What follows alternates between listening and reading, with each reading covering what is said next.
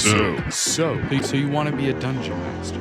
So you wanna be a dungeon master? So you want to be a DM? Name some feats, okay? So you want to be a DM? That's great. We're here to help. I'm Taylor. And I'm Justin. Whoa, sorry, I was practicing Scared me. stealth checks because this week we're going to be covering the Rogue 2024. Now, as usual, we're going to see what's different, what stayed the same, and is any of it good? Remember, these are just our opinions. If you and your table are having fun, that's all that matters. Well, before the Rogue mains can sneak up on us, let's jump into it. But first, it's gonna have a but first. What would you do with an Oops All Rogues campaign or one shot or whatever? But you're not allowed to do heists. No Ocean's 11, no casino robbing, no banks. I got you. Yeah, no, there's a whole other aspect to rogues though, and that is I agree, assassination. but So we do that's a good one. assassinations, like a wanted situation. You ever see that movie where they have like the course I have. tapestry and you got to curve the bullet. Yeah, dude. Yeah. Morgan Freeman. Hell yeah. The Weave, the Loom, whatever. The Loom or whatever it was. Yeah. Yeah. So I would just never. That's your thing. Is like the Oops All Rogues could be a whole campaign, and it's just like assassination missions. Man, I would be James McAvoy in that movie, because as soon as you tell me that these missions are coming from a weave thing, that's just and it just becomes a thing about tradition, and it's like, well, this is just how it's always been, and it's like, nope, absolutely not. I'm such a skeptic and also a cynic when it comes to tradition sometimes, where I'm like, just because we've always been doing it this way doesn't mean that it's does the not right make way. it right. Yeah, but from a story standpoint, it's always an interesting thing to delve into. Especially, I like that idea a lot. Assassins is definitely a really good one. I was also thinking of, I don't know if this brushes too closely to the nugget that is the core of heists, but like a prison escape or some kind of escape thing. Oh yeah, having to get out of a high security situation. But that's kind of like just a heist in reverse. It's just like there's still security things. There's still locks to pick probably and all these things. It's just instead of breaking in, you're breaking out. Right. So is it kind of just a heist? I don't know. But before I go too deeply on that. Yeah. Listen, gang, there's this amazing thing called a Patreon, and you don't even have to break into it. You can just sign up. It's amazing. As a free member, you get a lot of cool stuff, weekly homebrew items, plus some other things. And then just for $2 a month, man, you're getting all kinds of shit. There's extra bonus content. If you like the podcast, you're going to love the bonus action. One more cheer up at the Adult Dragon Gang member. Then not only are you getting shout outs, but also all other kinds of stuff like the Action Surge. We're wrapping up on a bunch of cool actual play projects, and at the end of almost every single, I say almost because there's definitely one that I think we missed but across 4 actual plays, every other episode has this like nice little cool down where we get to talk to each other about the game, things that happened, character decisions, ask questions. It's a blast. So check out the Patreon, but let's get into the meat of the episode. Let's do it. Now, today we're talking Rogue. You know this. You know this. The intro said so. This. Yep, the intro said so. The episode is titled Rogues. This is also true. So getting into it, level 1, basic shit, right? Everything kind of stays the same. Hit dice is D8. Dex and intelligence are your saving throw proficiencies. Skill proficiencies, you get to choose 4. Acrobatics, athletics, deception, insight, intimidation, investigation, perception, persuasion, sleight of hand, and stealth. I don't have that many fingers. I actually, maybe I do have. You definitely have that many fingers. Yeah. You got to use both hands. But Yeah. All right, moving on. Sorry, I totally just distracted myself. You get weapon proficiencies. Now, the way Mhm. they write this is very funny to me because it just says simple weapons and martial weapons that have the finesse or light property. Okay. Now, does that mean you can use any simple weapon that has finesse or light and Mhm. any martial weapon that has finesse or light? Or does it mean all simple weapons, regardless of properties, and martial weapons that have a finesse or a light property? Do you know what I'm saying? Like, does that have a finesse or light property I qualifier think apply to martial weapons or both? I think the martial weapons. I think all simple weapons. Okay. That's kind of I think where there's I a was missing leaning as comma or well. something just because of how it is, because it should be simple weapons, comma, and martial weapons that have the finesse or light property. I agree. And I wish that it did. But I No, I know. intentionally copied this over pretty I know. specifically because I noticed it in the moment and was like, huh, what exactly do they mean by this? But there is no comma. Just an interesting little thing. In Right. 2014, it's all simple weapons and then like hand crossbows, this thing. Like it's Hmm. so I think that's what they mean, but I wish they had Yeah. a comma, just make it a little more simple. Anyway, uh armor training. You light armor, that's Light armor. basic. Yeah. Tool proficiencies, thieves tools, we get that. Hmm. And then a list of starting equipment or gold or whatever. But at level 1, you're also going to get a bunch of other things. Expertise, 2 of those skill proficiencies you now gain expertise in, double your proficiency bonus. Sneak attack, it's the same thing. As opposed to going over every single way that you could get sneak attack, we go back to the other rogue episode, or it's a simple Google check. It's pretty Yeah. much you need advantage on the attack. It needs to be a finesse or a light weapon. And then in addition to that, or it needs to just be a finesse weapon, I should say. But then in addition, without needing advantage, if you have a friend nearby within 5 feet of your target that's not incapacitated, that could also give you sneak attack. Hmm. That's really the fast and short of it. There's other ways to get sneak attack depending on if you have special subclass features, like the swashbuckler in 2014, which as of right now isn't official material for 2024, but it would be all too easy to just copy that guy over, Hmm.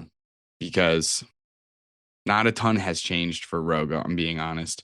There's little things here and there that we'll go over. Right. The cunning strike that we go over eventually is a big change. Most things, broadly speaking, stay the same. There was like one change that I was like, holy shit, that's wild. And I can't wait for Hmm. us to go over it. But Yeah. first, Yeah. sneak attack, like I said, pretty much the same. It starts as a 1d6 for the extra damage. It increases the same increase scaling that Yeah. Hmm. 2014 does, where it's almost like every 2 levels. Right. Um, you get Thieves' Cant, which same, but you also Hmm. get to learn one other language as a part of that. So I like that. And then weapon Cool. masteries, obviously a new thing in 2024. You get 2 weapon masteries for 2 weapons. Right. And after a long rest, you can switch them up Good. All right. Well, that's cool. I'm glad they give you weapon mastery baked into the subclass. or baked into the Or base baked into class the itself. class. Yeah. Baked into the base class. I mean, yeah. Yeah, Um, absolutely. because I mean now that just opens it up to, rather than having to take a feat, potentially just multi-classing for weapon masteries, and you get sneak attack with it.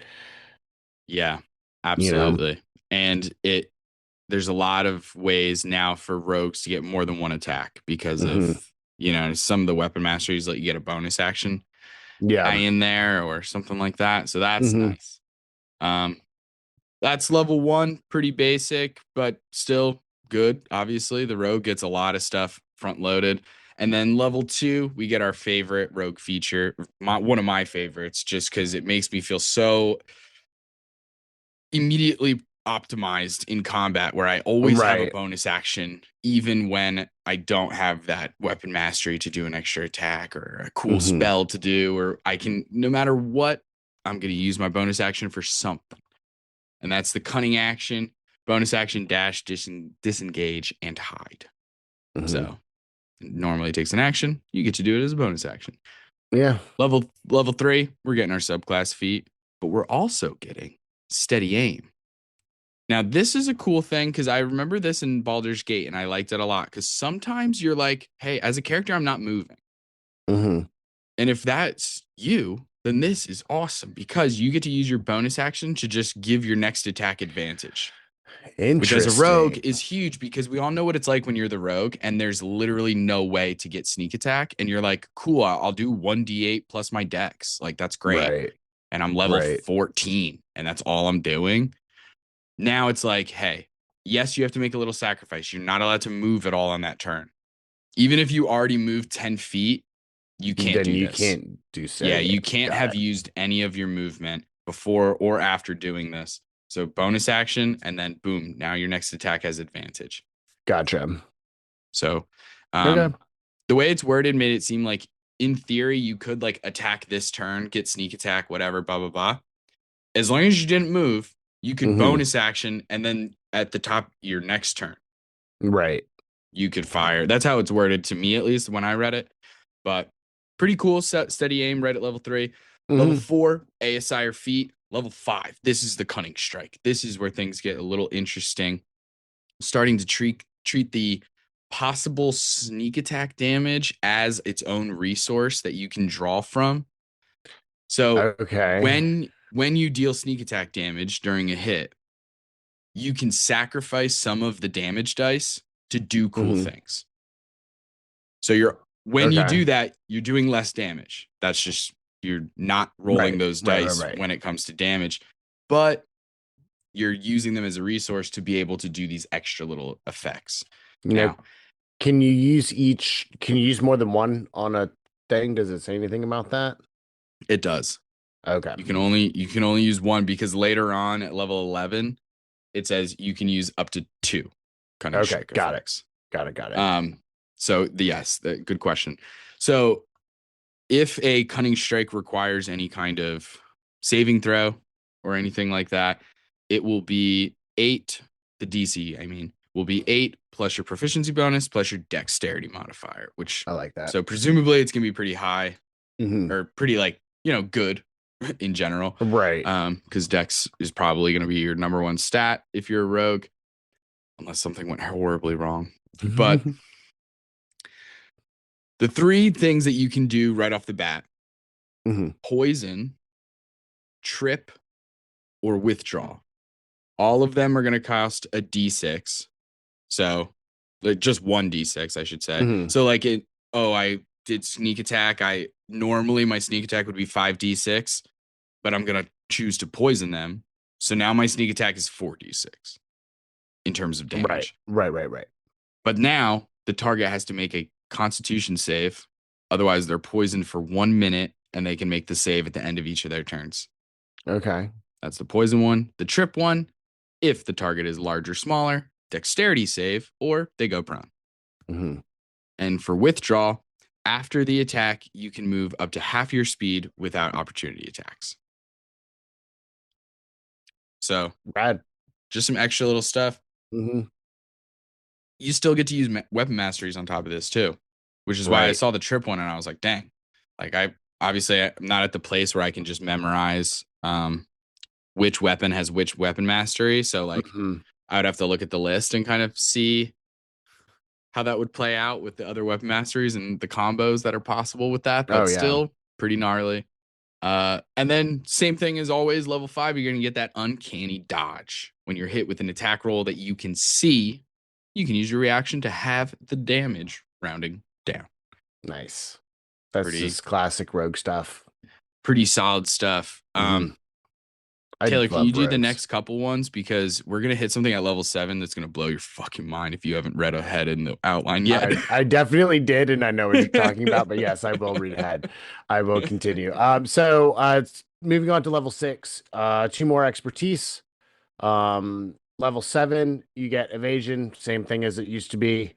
And now also at level 7, you get reliable talent, which is Whoa. one of those game breaking skills that rogues have where anytime you roll a skill check on a proficient skill or tool and you roll lower than a 9, it counts as a 10. So Yeah. you're never rolling lower than a 10 on anything that you're proficient in, which is crazy. And you used to get it at level 11. Now Yeah. you get it at level 7, which is wild. It's a pretty big jump. Yeah. It's a That's pretty big jump. crazy. I know. It felt like so many changes that Wizards made during 2024 were trying to stop people from multi-classing. Uh-huh. But then And they this made is it, one of the yeah. few ones where it's like, no, multi-class as soon as possible. Right. Because I can't tell you how many times we've played. The real reason I think they did this is because I also, this is like a theme that maybe I'm reading too far into the Mm, writing and the design changes of 2024. mhm. I feel like they made so many changes that heavily favor the players over the dungeon Right. master. That it's just we're Right. making the players stronger, mechanically better. They're going to be happier, which in many cases is good. You want the players to be Hmm. happier, of course. But that's what I feel here is the fact that most campaigns, they're not even at level 11. You're lucky to even be at level 11. And then if you Right. want a multi-class, then it's even harder to get this reliable talent thing. Like I've always wanted to have reliable talent. Yeah, I've never played a rogue at level 11. But level 7, that's very possible. for sure. Yeah. Very possible. So that's what I think. Yeah, yeah, yeah. But I agree with you. It does seem like a lot of those changes are to kind of either get the early game going faster and kind of get everybody in their roles quicker, or to, make it so the game will have more longevity almost because everybody's mhm, got all these cool abilities up front and that makes them want to play more. But anyway, moving on to level 8. You know it, you love it. ASI or feat. ooh, Um, Level 9, you get subclass feat. Level 10, another ASI. Level 11, you get improved cunning strike. So rather than getting reliable talent here, you're now getting improved cunning strike, which means, as we went over earlier, you get to use 2 of the cunning strike abilities, paying the proper dice for each. mhm. Level 12, guess what? Another ASI. Level 13, Or feet. subclass feat. Or feet. Level 14, you get devious strikes, which is it's just more things that you can do with cunning strike. Yeah, this is where They things get cost, real crazy. yeah, yeah, yeah. They They start cost doing some big ones. more. Yeah. So they cost a bunch of dice, but you get to do some really, really cool shit. So like, the first one is Daze. It's a 2d6 cost, Constitution save, or on its next turn, the target must only move, action, or bonus action. It only gets one of the 3. Um, you can also knock them out for 6 of your d6. It's a con save, or it has the unconscious condition for 1 minute or until it takes damage. It can make the save at the end of each turn. That one seems like a lot of risk for minimal reward. Yeah, I guess it really depends on the context of what's going on there. Yeah. Just because, like, I can see moments when this would be really nice, and other moments when, like, it's a little challenging. Hmm. Because keep in mind, at level 14, you figure if you're a spellcaster, right? At level 14, you probably have a DC of like 17, 18. Right. Maybe not 18. I'm trying to think actually. 8 plus your proficiency bonus at that time is easily a 4, if not a 5. So that's like 12. You probably have a 5 in your stat. So it's at least a 17, if not higher. Right. Um, so unless you're doing this to a dragon, something that has an insanely high con, then That's true. you're knocking out most things. Hopefully they can't make the saving throw most of the time. Right. Um, and then they're just unconscious. So it's really good for like really specific stuff, right? Like Yeah. because you're not. And when things are unconscious, though, I will say the 1-2 punch of it all is fucking crazy because if you're unconscious, you're like incapacitated, right? So not only Right. does that mean that you're going to drop spell concentrations, you're going to do all this other kind of stuff that, like, if you're fighting a barbarian, their rage ends, all of Hmm. those things. And if you're within 5 feet of an unconscious creature and hit it with a melee attack, isn't that an auto crit? Yeah. So Theoretically, I gotcha. it could be sick, Yeah. but the stars need to start aligning kind of a little bit. Mm-hmm. There needs to be a little bit of either pre-thought or like teamwork or something. Right. But it could be nice. It's also nice that you could just like so easily definitively be like, I'm just gonna knock this guard the fuck out. Right. That way, even if it's a Yeah. guard Yeah. Yeah. captain Yeah. and the DC and the DM gave them like 40, 50 hit points, it's like it doesn't even Mhm. matter what their hit points are. I'm gonna knock them Right. out, even if they have a million hit points. I Right. do like that. Because I like that there's no size restriction or anything like that. Yeah. But yeah, the last thing that you get for 14 is the obscure, and it's 3d6, and it's a deck save, or the enemy is blinded until the end of its next turn. That's rough, buddy. That is rough. So a couple more options when you do your cunning strike. Mhm. So I mean, obviously you need to hit with sneak attack in order Yeah. to activate these kind of. So it already sort of limits itself, but we've already talked about in previous episodes and stuff like that how there's ways to get more than one sneak attack.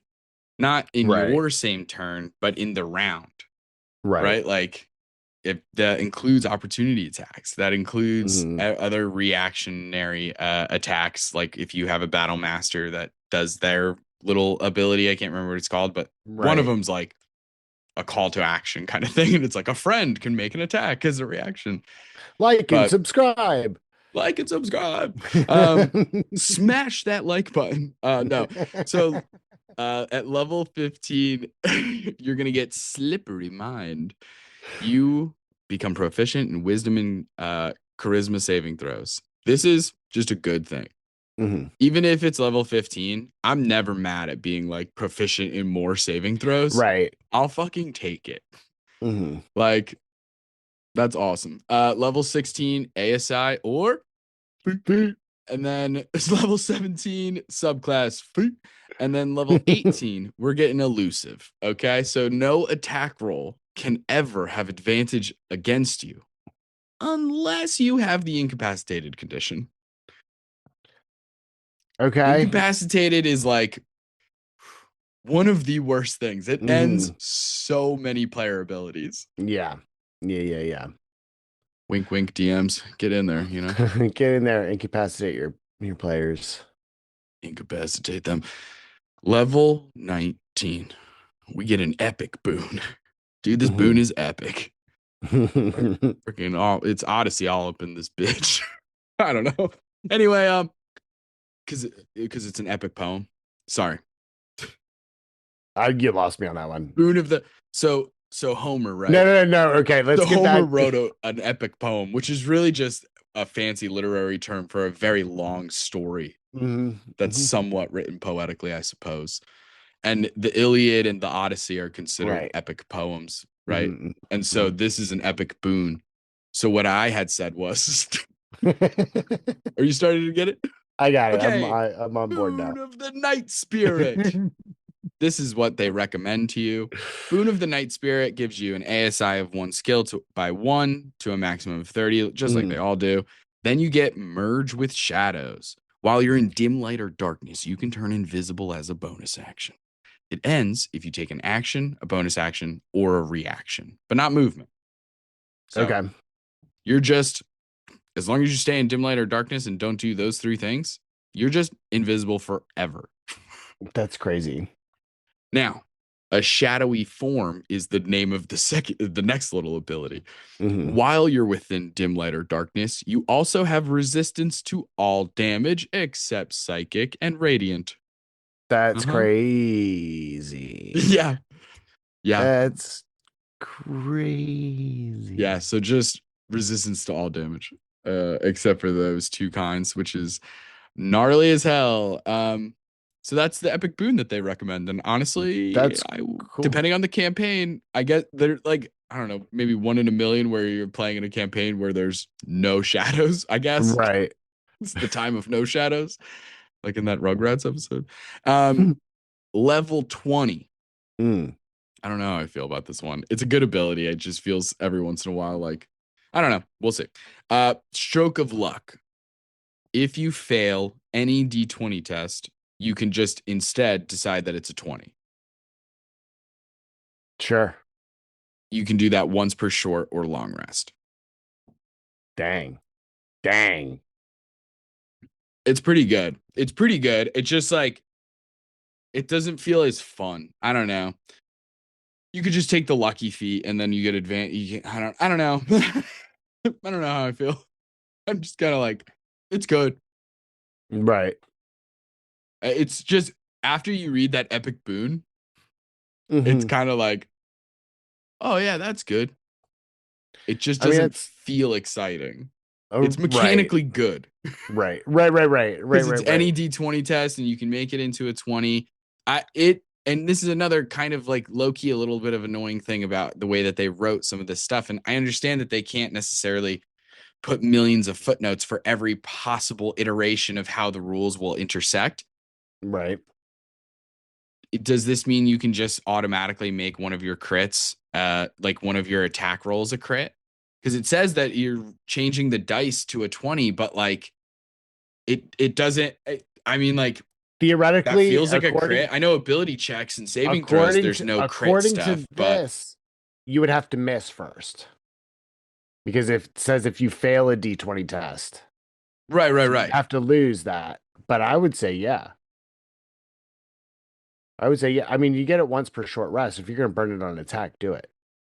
Yeah, it just As a feels like DM, yeah, absolutely. If you're going to burn that on an attack, absolutely do it. okay.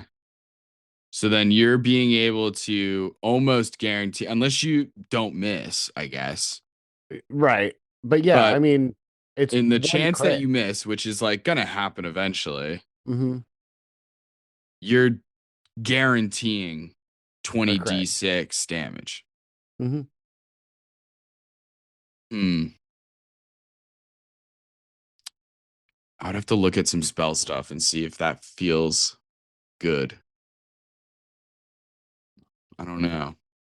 There's a world where I'm like, could a wizard, could any other class reasonably guarantee 20d6 damage every short rest? Because like eventually like the wizard will run out of spell slots where that can do Right. that. Like obviously if you cast a ninth level meteor swarm, you're doing 20d6 damage easy. But like Mm-hmm. you're not gonna have ninth level spell slots forever, even if you take short rests. I'm kind of okay with it. I think like I'd have to see it in action.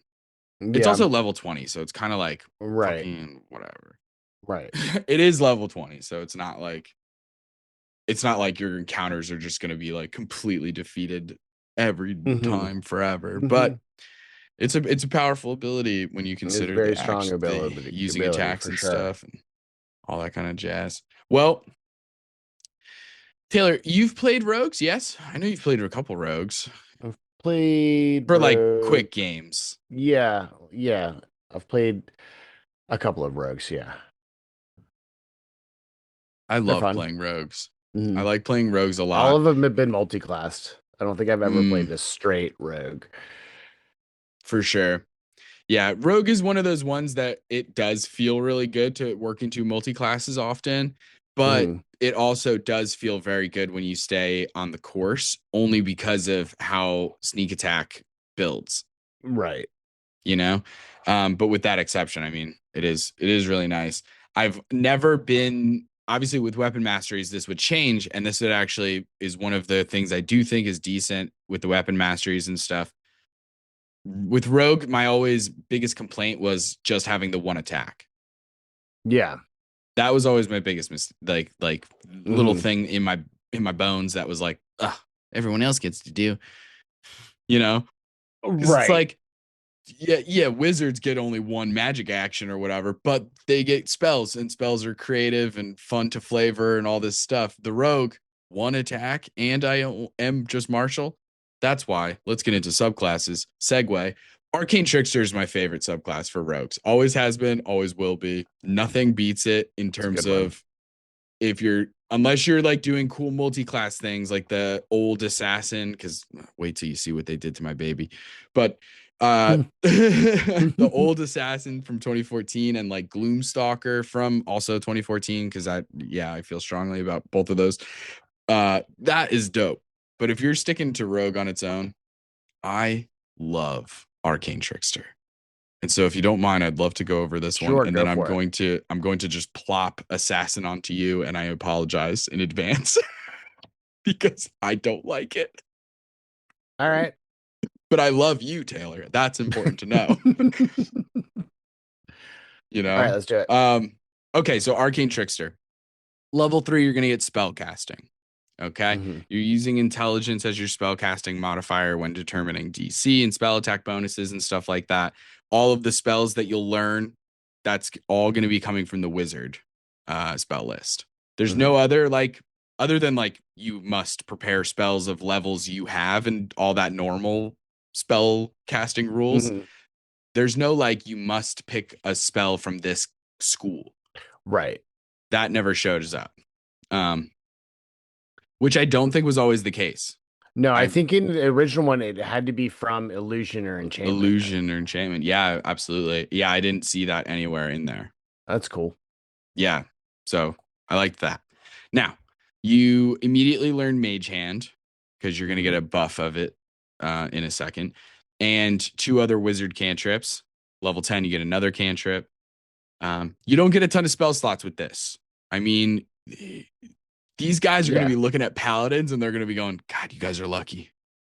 Right. You know what I mean? Like, right. Yeah. it only goes up to 4th level. And at 19th and 20th level, you'll still have just 1 4th level slot. So rough, but you're a rogue. Like, you're not meant to be a huge spellcaster. Right. So it is okay. Like, balance wise, it totally makes sense. But of course, like, as somebody who loves spellcasters, Taylor and I can both attest. Once you start tasting that sweet, sweet arcane juice, it's like, oh fuck. What do you mean I can only go to 4th level, you son of a gun?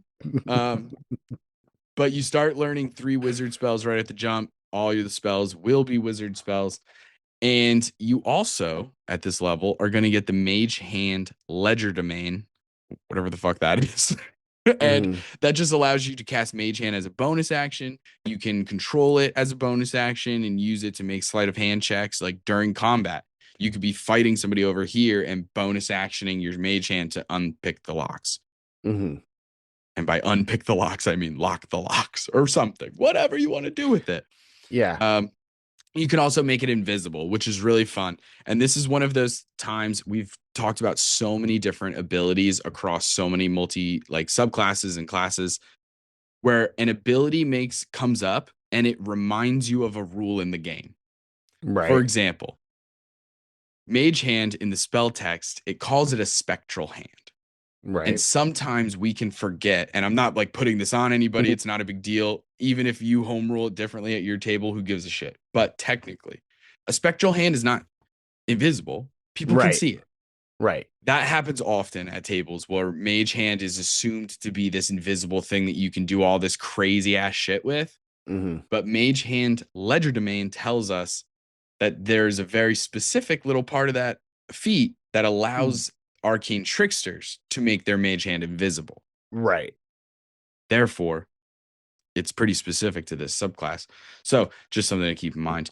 Level 9, we get Magical Ambush, one of my favorite abilities across everything. Like I've made so many villains, either actual arcane tricksters or just borrowed this ability from them. Like they could be anything, but as long as they have spellcasting, I'll just give them Magical Ambush, where it's like, if you have the invisible condition when you cast a spell on a target, it has disadvantage on the saving throw. Now, the thing about 2024 to remember is gaining the invisible condition is as easy as just making a good hide check, like a good stealth check. It's not literally turning invisible. When you hide and you hide well, you gain the invisible condition. Oh, wow. It's like a whole fucking thing in 2024. Yeah. That's why earlier in the earlier up here it says something about you gain the invisible condition or something like that. Mhm. Like, but another time I wrote you turn invisible. But yeah, it's a condition that you take on. It's very specific to 2024. But that's what that means. So pretty much like if you're hidden, Okay. if they don't know that you're casting the Mhm. spell on them and they can't see you and therefore they can't counterspell, they can't, you know what I mean, all that stuff, then the Right. saving throw is just at disadvantage. That's So rad. it's sick as hell. I've given that to Yeah. so many enemies. Level 13, we get versatile trickster, sorry. When you use the trip option for cunning strike, you can also use that option on another creature within 5 feet of your mage hand. Mm. So you're just using your That's rad. mage hand as an extra little thing if you're interested in Mhm. tripping. I think the only thing I don't like about this is how specific it is. It's so hyper specific. You have to be using the trip option specifically, and you have to have your Mhm. mage hand out and already ready to go. And it has to be within 5 feet of somebody. Because of all like how Yeah. specific this is, I don't like it. I don't deny that it's good. If you can hit all those Yeah. things, that's awesome. Then it's a Yeah. great ability. But it's annoying I'd that be I using have to hit 5 different my mage checkpoints. hand a lot more. Yeah. Oh yeah, I'd be you using my kind mage of hand a have lot to. more. Yeah. Now we get into level 17, Taylor. Now this is an awesome ability. It sounds very cool. There's one little tiny phrasing point that I'm like unsure of, but we'll get to it. Spell thief. Mhm. Immediately after a creature casts a spell that targets you or includes you in an AoE attack, then you can take a reaction to force the caster to make an intelligence save. Uses your spell save DC, and if they fail, you negate the spell's effect and steal the knowledge if it's a level of a spell that you can cast. It does not need to be a wizard spell. It just needs to be a level that you can cast, Okay. which at level 17 is just 3 Okay. and below. So, heads up, there's going to be a lot of spells that Right. you can't do this to. But if it's a third level or below, you can hit it Mhm. until you reach 19, and then you get fourth level, and then it'll increase. But Right. it Right. doesn't need to be a wizard spell, thank gosh. And the way what Mhm. happens next is that for the next 8 hours, you have that spell prepared. You can cast that spell as if it was your own. Now, Nice. after stealing a spell and having that prepared, you can't steal Mhm. another spell until you finish a long rest. So you'll never be able to have two spells Okay. at the same time. The only thing Right. that's Right. a little Right. interesting is the way like stealing the knowledge from this other person, because they don't Mhm. explicitly mention if the other person can't cast it again. Like it never really says that. It just says you negate the spell's I effect, like it gotcha. doesn't work this time. And then it says you steal the knowledge, but does that just mean yeah, we know that the arcane trickster gets the knowledge and that they can prepare it and cast the spell. But does that Mhm. also Mhm. mean that the other caster like literally loses it for 8 hours? Like can't never cast that spell for the next 8 hours? Or does it just mean that particular like they also know it? Like, are you just copying it? Or are you literally it uses the word steal, but it just doesn't say. So it's just kind of a table by table, DM to DM sort of situation where you guys have to decide at your table how you would Mhm. rule that. I think there's a world where both sides kind of make sense, you know, like so I don't feel so strongly about either Yeah. side, if I'm being honest. Like it would kind of be like an in the decision, in the moment kind of decision. Like I genuinely don't feel strong about either side. Like I'm kind of like, yeah, I see both sides on this particular Yeah. thing. And again, it comes down to the fact that it's just one. It has to tick a bunch. There has to be a bunch of boxes ticked for you to actually be able to steal it. I know. I don't know. Yeah. I'd And pro it's level I'd 17. It's like you could do it that way. It really just depends on probably like rule the it that the caster forgets that spell yeah. in Yeah. my mind. Works for me. Yeah. But anyway, Works for me. that is the arcane trickster gang. Hell yes. On to Dun dun dun. the best rogue subclass, the assassin. No, I don't know if it's the best, but If do my There's thumbnail Justin's early. thumbnails. Yeah. So at level 3 for the assassin, you get assassinate, which in 2014 was rad. On this one, you get advantage on initiative rolls, and during the first round of each combat, you have advantage on attack rolls against any creature that hasn't gone yet. If the sneak attack hits, if you hit with sneak attack, the target takes extra damage equal to your rogue level. Wowie zowie, don't like that. Didn't it used to be like auto crit on the first It was an attack? auto crit. Yeah. It was any attack. Yeah.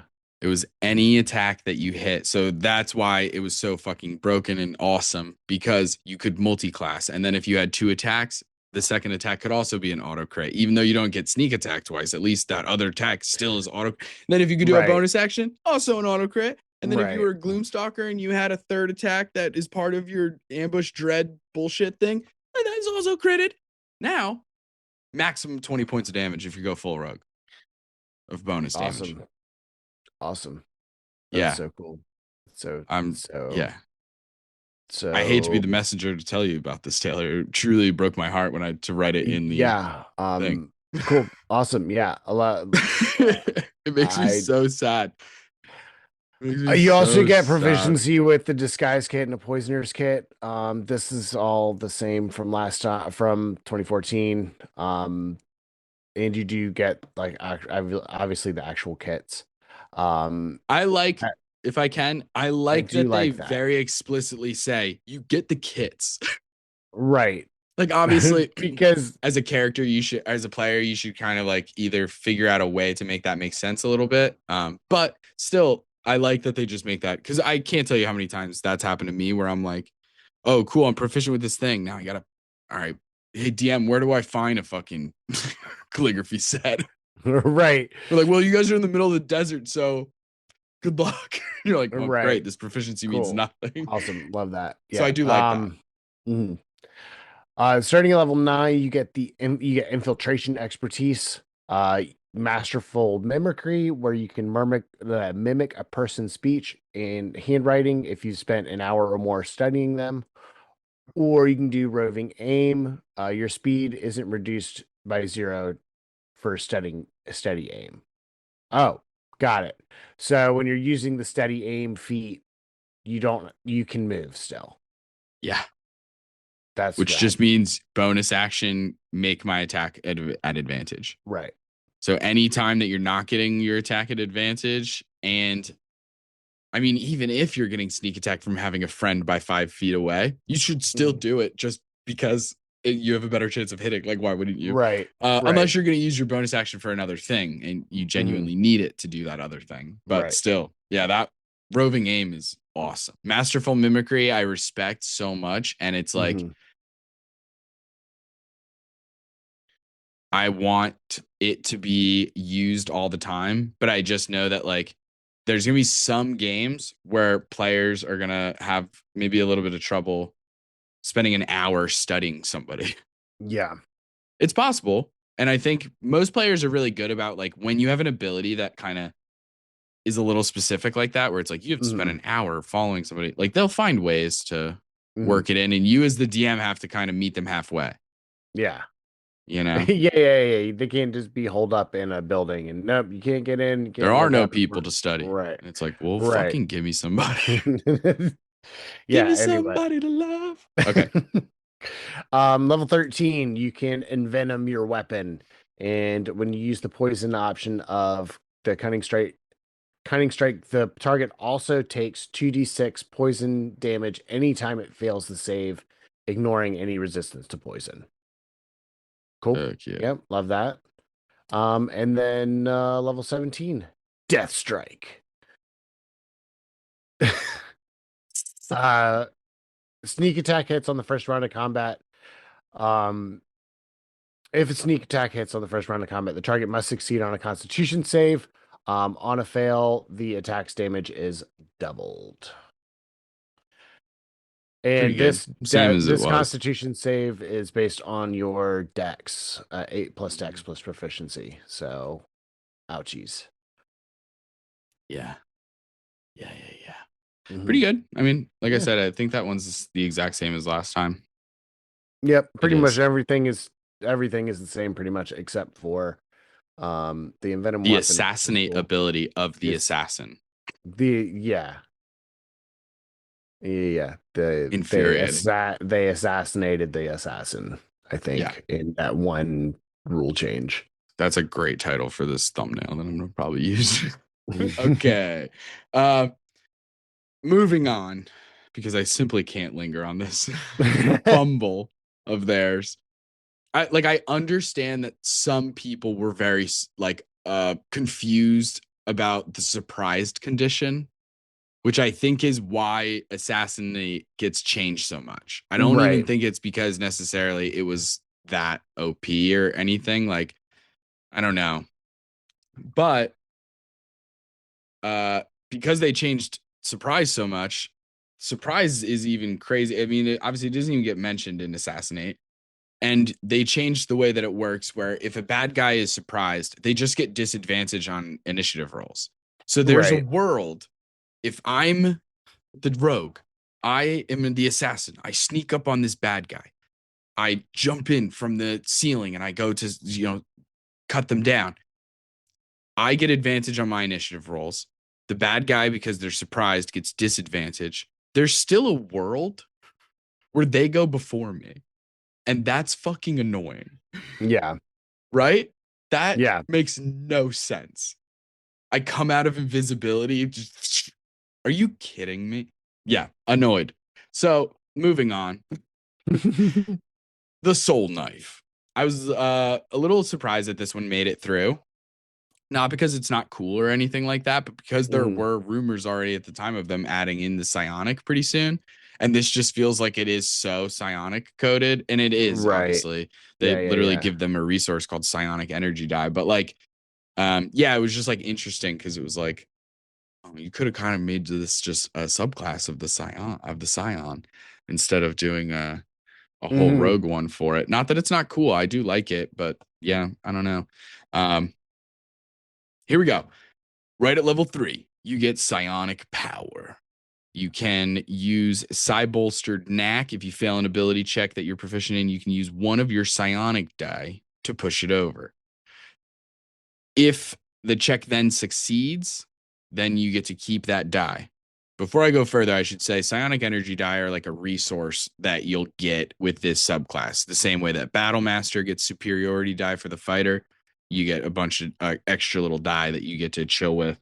Now at level 3, there are D6 and you got 4 of them, 4D6. Level 5, 6D8. Level 9, 8D8. Level 11, 8D10. Level 13, 10D10. And level 17, 12D12. Jeez. Yeah.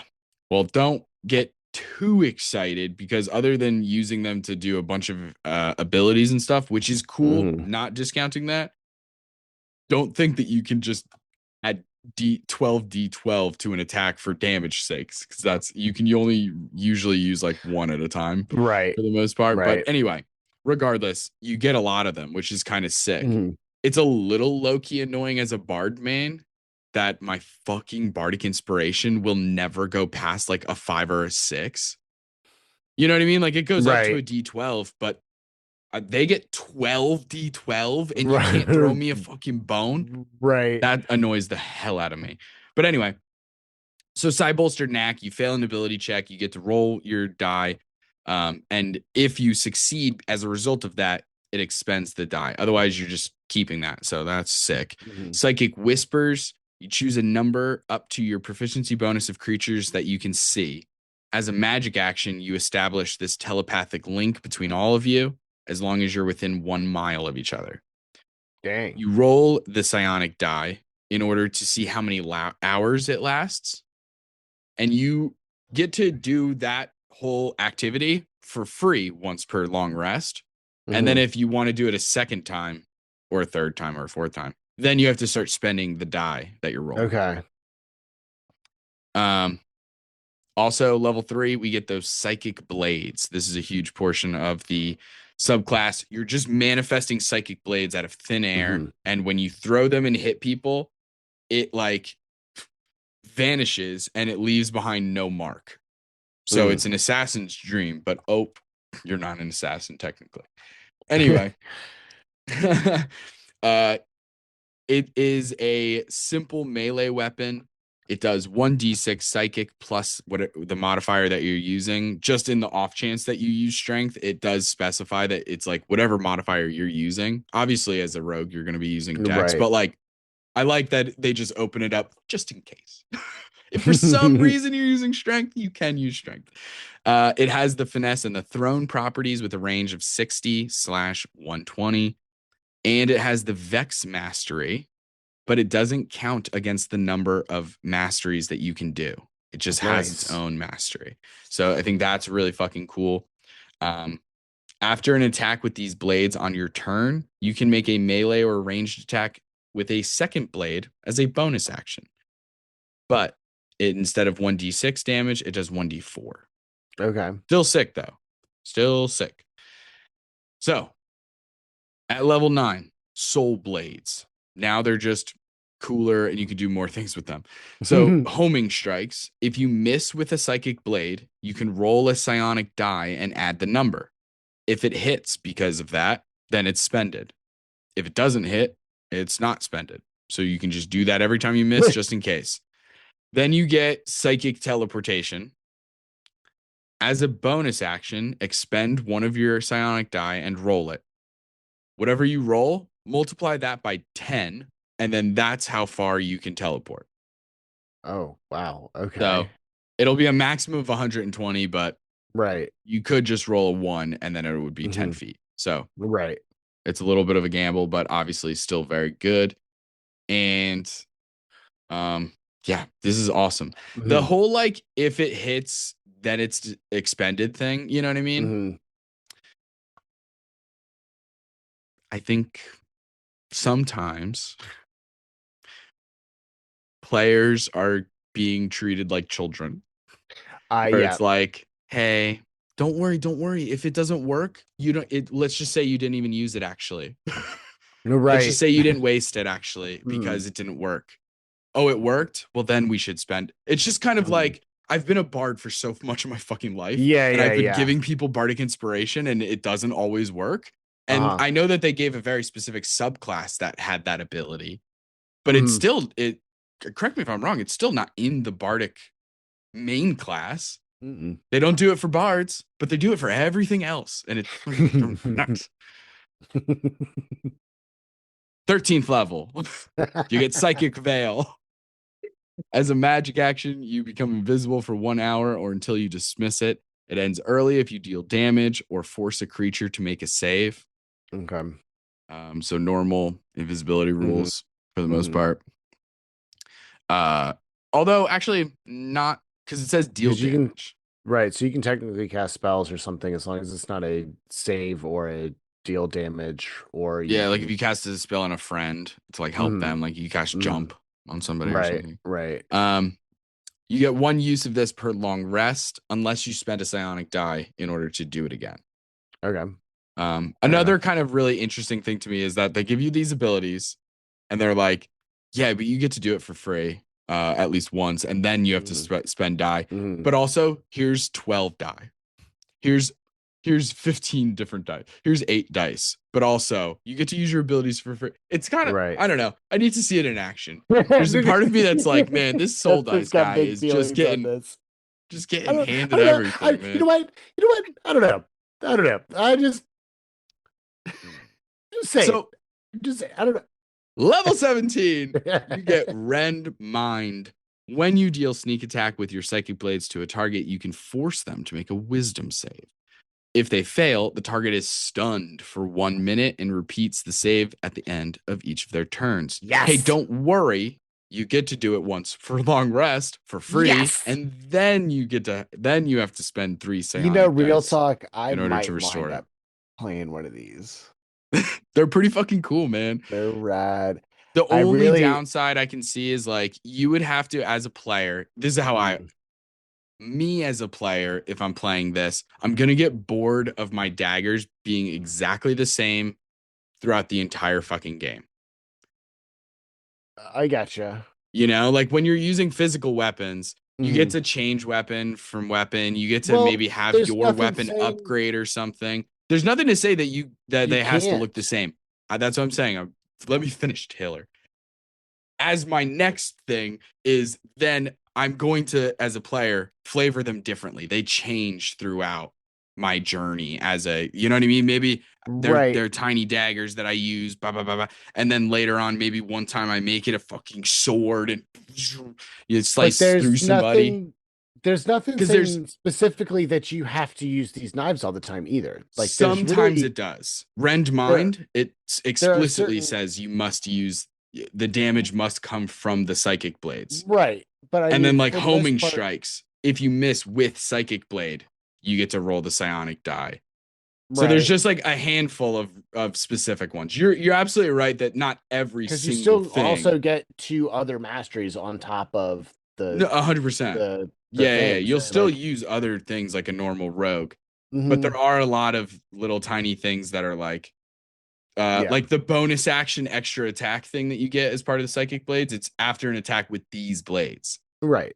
So there's like 3 or 4 little things where you do have to use the psychic blades. So I'm just saying, I know what I would do is I would have fun describing what the blades look like each time. Yeah. That way I don't get bored. Because if they are literally like daggers every time from level 3 Mhm, to level fucking 17, like I'm gonna die.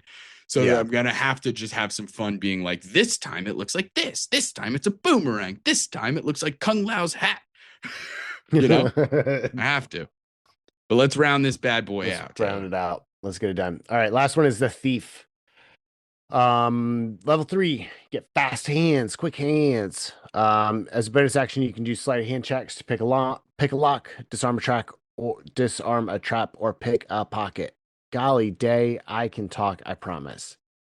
You could also use a bonus action to do the utilize action or to use a magic action to activate a magic item that requires an action. So this allows you to basically, the way that I'm reading it, use Yeah. magic items with like quicken spell. Like this is like a quicken spell on magic items. That's how it feels to me as Yeah. well when I was reading it. Yeah. Because if I have a staff of power, right? Hmm. And that staff of power, this is like assuming a couple of things, right? Like it Hmm. depends on how your table and games handle magic items, like how fucking strict you Hmm. are when it comes to the requirements of those magic items or the Right. prerequisites that may come up as a result of those magic items. Hmm. But a staff of power, you can cast Globe of Invulnerability, So Cone of that I wouldn't Colds, allow. Lightning Bolt, and all that kind of stuff as a bonus action. No, no. That is not what that says. That doesn't say that you can cast a spell as an action. It says activate a magic item. So this is like activating boots of so like some of your like boots or capes or stuff that need to be Mm. activated for the ability to start working. Like you gotta the wings of flying or whatever. You gotta spend action economy to get that up and running. Oh, I see. I see. That's how I would read that, but definitely not. You're not cast. No, what the fuck? You're not casting Globe of Invulnerability as a bonus action out of your magic item. Get the hell out of here. No, no, no. This is like, or The I would way that allow they've been this. writing rules lately, Yeah, no, I no, felt no, no, like anything no. was on the table. The because it doesn't say cast a spell. Like in like those I know, but staff of there's no power. like such a I don't, there's not like a specific definition of activating a magic item either. Like what you're saying makes sense. And I think that is what they meant. Mhm. But in D&D, in the glossary, there isn't like magic activation means this. So it's Right. like if the magic item casts spells, then I'm activating said magic item, I'm casting a spell. But I Mhm. agree that that's not what they meant, and that you're right that it refers to things that in the text of that magic item say use an action to say the Mhm. command word and activate this thing. I agree that that's what they mean, but you can see where my confusion was coming in, right? Like Yeah. Oh yeah, yeah, for where it's sure. like if the magic item casts spells, Mhm. and I'm activating the magic item, one could make the argument, although I could see there being differences, Mhm. but you could make the argument that it's like, no, I'm activating it by spending the 5 Right. charges and casting Right. Cone of Cold.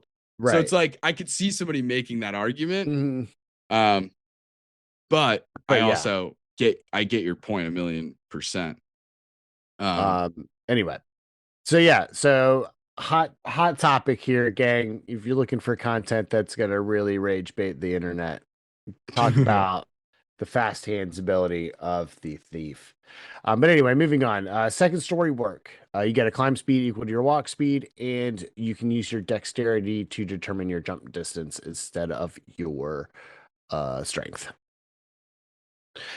Moving on to level 9, you get Supreme Sneak. You are the supremest of sneaky sneaks. You get a Oh, yeah. new Cunning Strike action or option that you can do with it, which is the stealth attack. It costs a d6, and if you have the hide actions invisible condition, golly day, the attack doesn't end that condition, and if you end the turn behind through or below, wow. take 5. So, gang, if you have the hide Okay, actions yeah, there visible we go. I got it. condition, The then so if you have the invincible condition from the hide action, the attack doesn't end that condition if you are behind 3/4 or total cover at the end of your turn. yeah, it's fucking good. Mm-hmm. I like Really, that. really good. Moving on to level 13. Hopefully this one's not as bad of a tongue twister. You can use the magic action to you can attune up to 4 magic items. When you expend a charge of a magic item, you can roll a d6, and on a 6, it doesn't expend charge. Um My bad. you're It was just doing named something different. It yeah, wasn't named okay. to use magic Yeah, I action. thought that was weird. Is use magic Yeah. item? Yeah, it's just like this weird thing that they're able to do. Oh, it's use magic device. Same shit. Oh, okay. Use magic Got it. device is the name of it. It just you learn how to maximize the use of magic items, granting you the following benefits. Gotcha. And yeah, and so you can use any spell scroll as well using your intelligence modifier. As if it's level 2 or above, then you have to make an arcanic check. The DC is 10 plus the spell's level, and then on a fail, the scroll disintegrates. If it's cantrip or level 1, it always works. That's pretty So cool. this is fucking insane to me Hmm. in a good way. I mean, it's a lot of fun. Yeah. I want to play Yeah, one yeah, of yeah. these now because I have a staff of power currently, and being able to be like, oh, I'm spending now. Are we gonna? Is this kind of like when you expend a charge of a magic item, but when I cast Cone of Cold from my staff of power, it's 5 charges. Hmm. I roll a d6. I get the 6. All 5 of those charges are still mine, or is it so specific to being one charge, the way that you cast a necklace of fireballs and it's one charge I'd for one fireball? allow I'd allow rolling of 5d6. And then however many sixes you get, that's how many charges don't get used. That Just to feels make like it a home fun. rule thing, but Yeah, it that does does fit. sound fun and I like it a lot. Yeah. I like that so But much I that that's what think I'm going to do as well. But I think the what are rules they that saying they're though? what are they saying? I mean it It says could be roll. either. Yeah. It could be either. That's what I mean. This is why I hate 2024. It's because they keep being so vague about it. Everything is kind of a Well, so little like ambiguous yeah, sometimes, where it's like I could see how people could interpret this several ways. Because you could read it it does say what so like yeah. literally and be like, when you expend a charge of a magic So item, if you're spending 5 charges, that's 5 charges. You know what I'm then saying? roll 1d6 on a 6 and it doesn't expend the charge. So If But you're it's not 5, spending a charge. You're spending 5 charges. If we consider those two things separate, this is like a philosophical or like Right, a right, right. linguistic question. Well, That's what I mean. so like, I but wish it's it that it 5 would just charges, say but it it's 5 separate explicitly. charges, No, I right? know that. But like, I don't know if that's the end all be all of it all. I think that's one Right. person's take on what this could mean. But I could see how people could be like, no, one charge, just because you're adding it on and we're doing Mhm. 5 charges, doesn't mean that 5 charges, that what they meant was a single charge. As soon as you start you're doing more than that, then it's outside of this. And that I doesn't, gotcha. that's not what they mean, because then it's insane, because then every time I use my wand of magic missiles, I can burn every single charge every time, roll a d6 and get a 6 and be like, all those charges are still mine. Because it doesn't say roll 1d6 per charge. It just says Right. when you expend a charge, roll a d6. Right. So we can make the extrapolation that what they might mean is roll 1d6 per charge. But we've already talked about this for 20 minutes. And it's like DMs and players shouldn't have to have a fucking discussion about the Right. linguistics of what a charge means, and start trying to imagine the thinking of the writers of this game, probably Yeah. fucking AI at this point. So it's like, what are we doing? That's why I get so heated, because you're Wizards of the Coast. You're literally like D&D. How can you guys not put more explicit language in there? Yeah. That is just like, It's not like you don't there's know there's what not your so many player base is questions. like. Yeah. Like, I just don't want there Anyway, to be so many We questions. got one last thing for the thief here, and that is the thief's reflexes at level 17. You get to take 2 turns during the first round of combat. Your first turn is whatever initiative you rolled, and then the second turn is just the same thing, -10. So you get 2 turns in the first round. That's objectively pretty dope. Yeah, it's awesome. Yeah. It's awesome. Yeah, it's really, really good. Yep, not mad at that one at all. Minus the rage that we induced at level 13. Level 17, pretty solid. Pretty solid. I'd want level 9 was good too. Yeah. This whole Thief subclass is good. Thief is great. Yeah, they have a lot of cool things going for them. Since they nuked my freaking assassin. The assassin has been nuked. But hey, gang, that's the beautiful thing about this game, is that you don't even have to use these rules. You can use the 2014 rules. Talk to your DM, try and get them to understand that you want to do a lot of damage, okay? And that they're hamstringing us over here with some of these 2024 rules. Some of them have us doing even more damage and helping us out, the monk, right?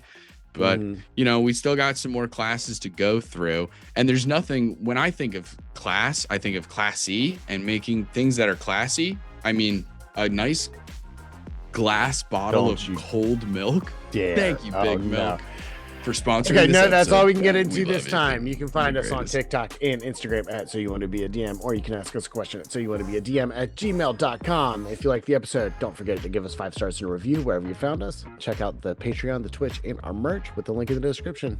Join us next time for more Dungeon Master tips and tricks. Bye. See ya. Hey, gang, it's Justin. I have the honor of giving a shout out to the members of our Patreon gang. Nub Muffins, may Palor's light shine upon you. Marsavies, have you watered your flesh prison lately? Yazvi, the eternal library where color and community await you. Molly Adeza, who gets yet another level up. And there's Elijah, Tappy, and Linguini. Gang, we appreciate and love you. Tune in next time for more tips and tricks from So You Want to Be a DM.